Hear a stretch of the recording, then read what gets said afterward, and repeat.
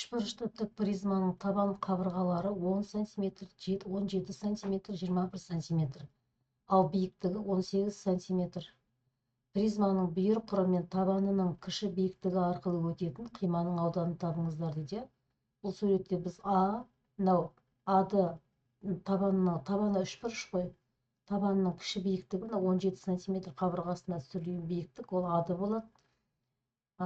Ады табанының биіктігі, осы биіктік арқылы өткен қиманың дейді. Сонда бізге А1, Д1-дің ауданын табыңыздар деп отыр. Сонда табанның қабырғалары белгілі. Герон формуласы арқылы табанның биіктігін тауып алуға болады. Ауданын тауып, ауданнан биіктігін тауып алуға болады. Оңай есеп. Сол биіктікті призманың биіктігіне көбейтсе, қиманың ауданы шығады. Осы есепті бүгін сабақта өздеріңіз шығарып беріңіздер.